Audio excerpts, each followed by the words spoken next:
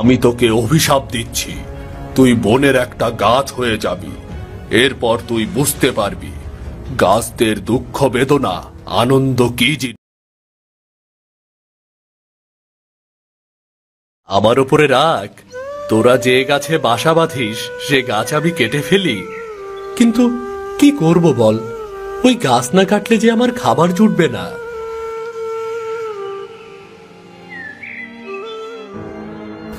আজ কাঠ বিক্রি করে যে টাকা পেয়েছি তাতে চাল আর ডাল কিনে নিয়েছি। কাল সকালে কোনো রকম পান্তার ব্যবস্থা হয়ে গেলেই আমি খুব খুশি। একা মানুষের জীবন, নিজের রান্না নিজেরই করতে হয়, কি আর করা। ভাগ্য আমাকে একা করে দিয়েছে।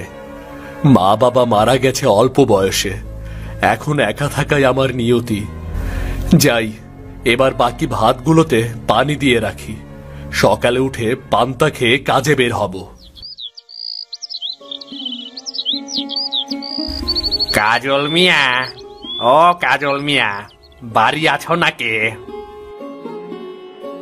কে, মোরল সাহেব নাকি? হ্যাঁ আমি। কি ব্যাপার, তোমার তো কোনো খোঁজই পাওয়া যায় না। সারাদিন কাঠ কেটে বাজারে বিক্রি করে ঘরে ফিরতে ফিরতে অনেক রাত হয়ে যায়। তা আমায় খুঁজছিলেন কেন মোরল সাহেব? অনেক দিন তো হলো, তোমার বাবা তো আমার কাছে এই বাড়ি বন্ধক রেখে টাকা নিয়েছিল। এরপর তো আমাকে সে টাকা ফেরত দেয়নি, এজন্য তো তোমাকে খুঁজছিলাম। আমার যে টাকাগুলো দরকার বাপু। কি বলছেন মোরল সাহেব? আমি তো এর কিছুই জানি না। বাবা আপনার কাছ থেকে টাকা নিয়েছিল? হ্যাঁ হ্যাঁ, তোমার বাবা তার অসুখের সময় এই বাড়ি বন্ধক রেখে টাকা নিয়েছিল। এরপর সে আর সেই টাকা ফেরত দিয়ে যেতে পারেনি। এই যে দেখো দেখো, এই কাগজে সব লেখা আছে, তোমার বাবার দস্তখত আছে, বুঝলে? হ্যাঁ, কিন্তু আমি তো এ ব্যাপারে কিছুই জানি না। এখন আমাকে কি করতে হবে মোরল সাহেব? এখন বাবা তোমাকে টাকাটা দিয়ে দিতে হবে, যে না হলে এই ঘর আমার হাতে তুলে দিতে হবে। যে কোনটা করবে? এ কি বলছেন মোরল সাহেব? এ তো অনেক টাকা, এত টাকা আমি কিভাবে জোগাড় করব? তাহলে তো বাবা বাড়িটা ছেড়ে দিতে হবে। আচ্ছা ঠিক আছে, ঠিক আছে, আমি আপনার টাকা দিয়ে দেব মোরল সাহেব। দয়া করে আমাকে আর একটু সময় দিন। আচ্ছা ঠিক আছে, নাও সময়, তবে মনে রেখো টাকা দিতে না পারলে কিন্তু এই বাড়ি নিজের দখলে নিয়ে নেব। এখন তাহলে আসি, কেমন? আমি এখন কি করব? এত টাকা আমি কিভাবে দেব?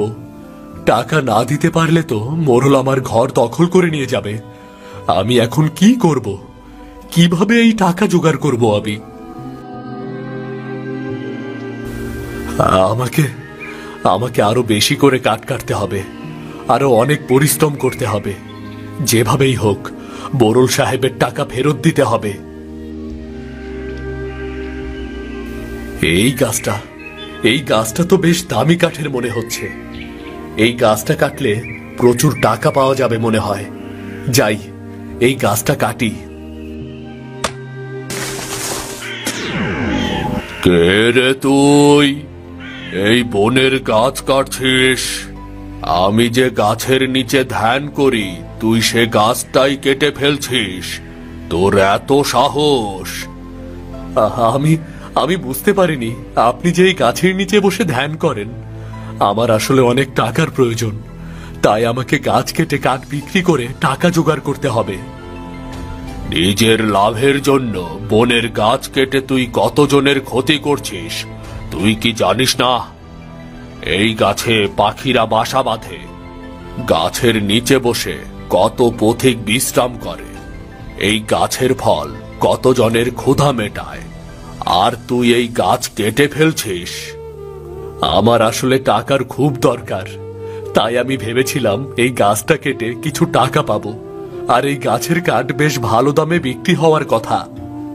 তুই এই গাছ কাটতে এসে যে অপরাধ করেছিস এর শাস্তি তোকে পেতেই হবে। আমার ধ্যান করার একমাত্র জায়গাটা তুই নষ্ট করেছিস, এর শাস্তি তোকে পেতেই হবে। আমি আমি ভুল করে গাছটা কেটে ফেলেছি। আমি তো বুঝতে পারিনি আপনি এই গাছের নিচে বসে ধ্যান করেন। আমি আগে বুঝতে পারলে এই গাছটা কাটতাম না। কিন্তু অন্য গাছগুলো তো কাটছিস তুই। তুই এই প্রকৃতির জন্য কত ক্ষতি করছিস তুই একবার ভেবেছিস? তোকে এর শাস্তি পেতে হবে। এই গাছগুলো যেমন চুপ করে থাকে, তাদের কেউ কষ্ট দিলেও তারা বলতে পারে না, তুইও তাদের মতো চুপ হয়ে যাবি। চুপ হয়ে যাবি তুই এই গাছগুলোর মতোই। না না, দয়া করুন, দয়া করে আমাকে ছেড়ে দিন, আমাকে ছেড়ে দিন দয়া করে।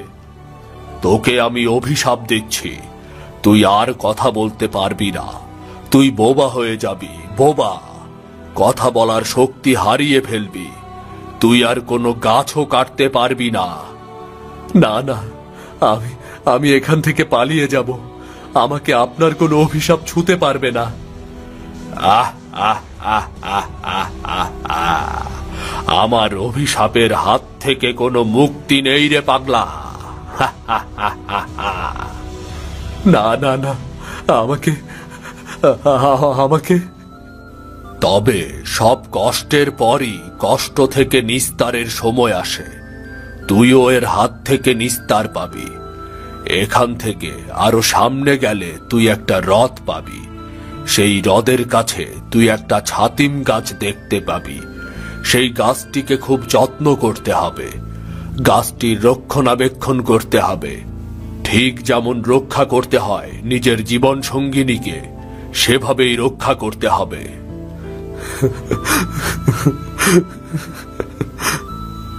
সব কাজ যদি ঠিক মতো করতে পারিস, তবেই পরের অমাবস্যা তিথিতে তুই এই অভিশাপ থেকে মুক্তি পাবি।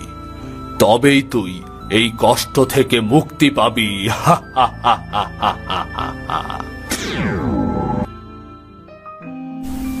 আমি আমি এখানে এলাম কি করে? কখন এলাম? জায়গাটা দেখে তো মনে হচ্ছে সন্ন্যাসী এই জায়গাটার কথাই বলেছিল। আর এটাই তো মনে হচ্ছে সেই ছাতিম গাছ। তোদের শান্তিতে থাকার কত জায়গা আমি কেড়ে নিয়েছি। গাছ কেটে তোদের কত ক্ষতি করেছি। তোরা গাছের ডালে বসে মিষ্টি সুরে ডাকতিস, আমি সেই জায়গা নিজের হাতে ধ্বংস করেছি। আমাকে তোরা ক্ষমা করিস। তুমি সেই পথ, আমার অভিশাপের থেকে মুক্তির পথ। তোমাকে যত্ন করলে মিলবে আমার মুক্তি। তোমার গোড়ায় তো পানি দিতে হবে।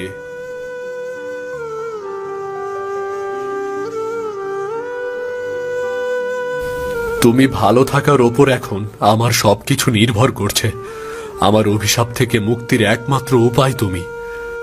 আমি আমার বাড়ি থেকে ঘুরে আসি, তুমি কিছুক্ষণ একলা থাকো।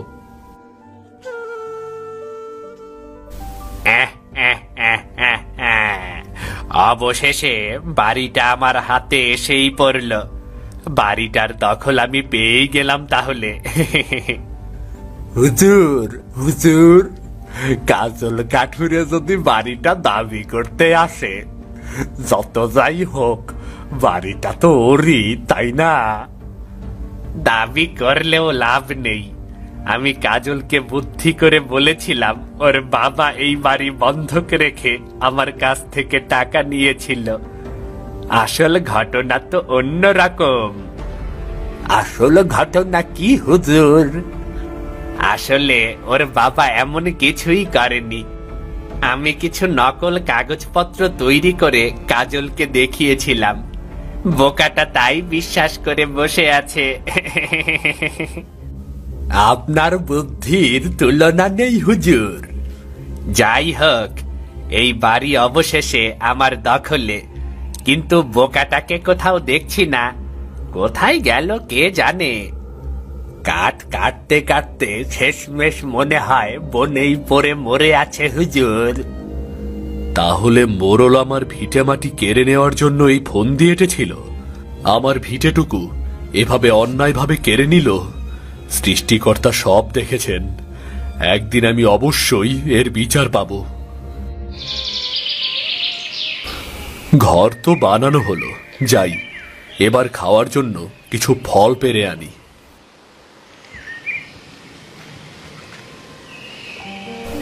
বাহ, কি সুস্বাদু ফল! গাছ না থাকলে এমন ফল আমি পেতাম কোথায়? সন্ন্যাসী আসলে ঠিকই বলেছিল, গাছ আমাদের অনেক প্রয়োজন পূরণ করে। আর আমি নিজের স্বার্থের জন্য কত গাছ কেটে ফেলেছি। আহ, কি ভুলটাই না করেছি।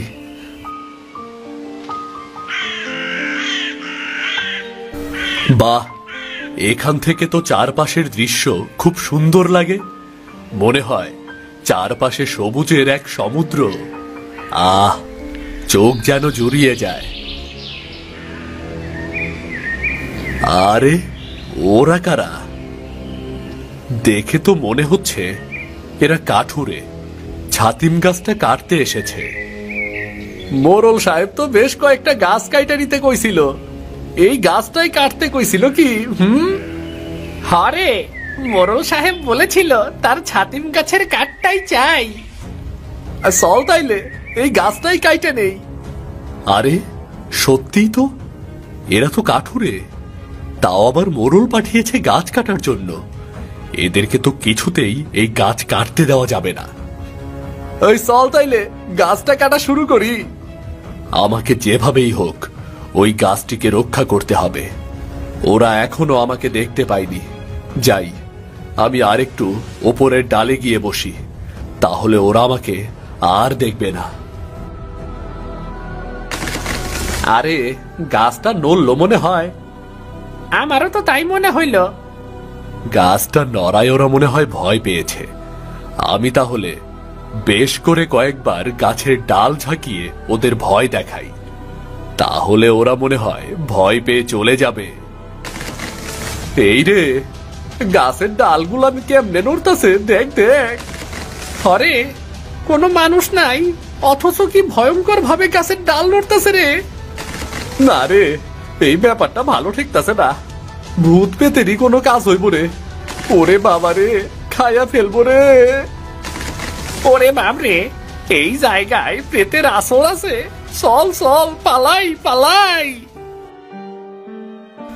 যাক, বুদ্ধি কাজে লেগেছে তাহলে। মোরলের কাঠুরেগুলোকে ভাগাতে পেরেছি। গাছটা কেটে ফেললে আমি অভিশাপ মুক্ত হতাম কি করে? এই গাছই যে আমার মুক্তির পথ। শুধু এই গাছটাই কেন, এখন থেকে আমি এই বনের কোনো গাছই কাউকে কাটতে দেব না। আমি এখন থেকে এই বনে থেকেই গাছগুলোকে রক্ষা করব। কে কে আপনি? আপনি এখানে কিভাবে এলেন?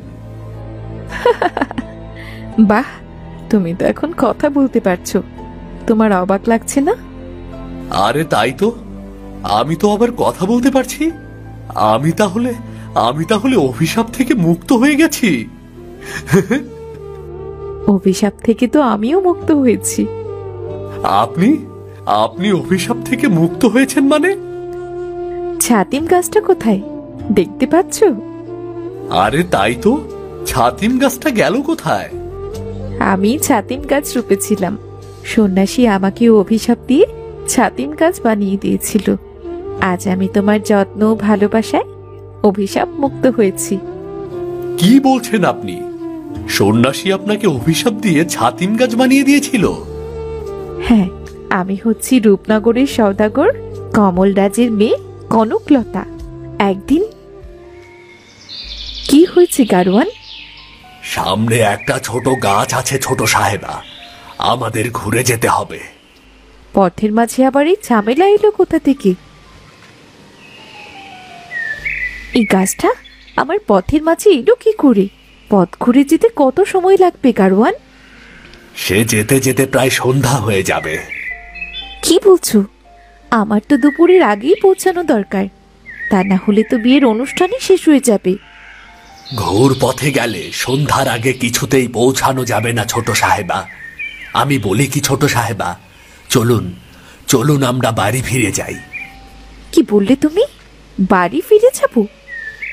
এছাড়া আর তো কোনো উপায় দেখছি না। এই গাছের জন্য আজ আমি আমার সখীর বিয়ের অনুষ্ঠানে যেতে পারলাম না। গারোয়ান, কাঠুরেদের খবর দাও, এই গাছটা যেন এক্ষুনি কেটে ফেলা হয়। গাছটা কেটে ফেলতে বলবো ছোট সাহেবা, সে কি ঠিক হবে? হ্যাঁ, এই গাছটা এক্ষুনি কেটে ফেলতে বলবে। ছোট সাহেবা। কি গারওয়ান, কিছু বলবে? গাছটা কেটে ফেলা হয়েছে ছোট সাহেবা। বাহ, বেশ হয়েছে। আমি এখন যাই ছোট সাহেবা। আচ্ছা ঠিক আছে। আমার বাগানের গাছে কি সুন্দর ফুল ফুটেছে, মালিককে বলতে হবে আরো কয়েকটা ফুলের গাছ লাগানোর জন্য। আজ গাছগুলোর বিশেষ যত্ন নিতে হবে। কনকলতা। কে আপনি? আপনি এখানে এলেন কি করে? আর আপনি আপনি আমার নাম জানলেন কি করে? বাগানের গাছগুলোর যত্নের কথা ভাবছিস, আর বাইরের গাছ সেগুলোর বুঝি যত্নের প্রয়োজন নেই? সেগুলো অন্যায়ভাবে কেটে ফেলতে হয়, তাই না? আপনি এত কিছু কি করে জানলেন? আমি সব জানি। সে গাছটা কি দোষ করেছিল? শুধু সে মুক্তভাবে বেড়ে উঠেছিল, এটাই কি তার দোষ ছিল? একটা মুক্ত প্রাণ ধ্বংস করার শাস্তি তুই পাবি রে। মানে আপনি কি বলছেন এসব? কিসের শাস্তি? গাছটা কেটে ফেলার শাস্তি। আমি তোকে অভিশাপ দিচ্ছি, তুই বনের একটা গাছ হয়ে যাবি। এরপর তুই বুঝতে পারবি গাছদের দুঃখ বেদনা আনন্দ কি জিনিস। না না, আমাকে এই শাস্তি দেবেন না। আমি আমি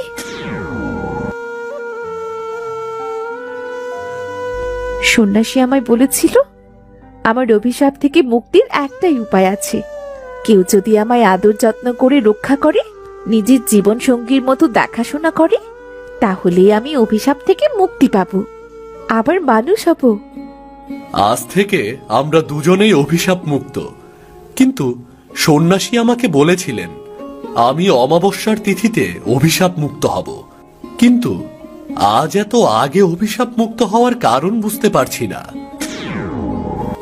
আমি তোদের ধৈর্য আর কাজ দেখে খুশি হয়েছি, তাই সময়ের আগেই তোকে অভিশাপ মুক্ত করে দিলাম। কনকলতা, এই কাজলকেই তুই তোর স্বামী রূপে গ্রহণ কর। আপনি যা বলবেন বাবা, আমি তাই করব। আর উনি আমাকে নতুন জীবন দিয়েছেন, আমাকে অভিশাপ থেকে মুক্ত করেছেন। আমার ওনাকে স্বামী রূপে গ্রহণ করতে কোনো আপত্তি নেই। আমারও উনাকে স্ত্রী রূপে গ্রহণ করতে কোনো আপত্তি নেই। কনকলতা, যে তোকে গাছের রূপে এত আদর যত্ন করতে পারে, ভালোবাসতে পারে, সে তোকে মানবী রূপে এর চাইতেও বেশি ভালোবাসবে রে। তোরা সুখী হবি, তোরা সুখী হবি বলেই আমার বিশ্বাস রে। আমার আশীর্বাদ রইল, আমার আশীর্বাদ রইল তোদের জন্য।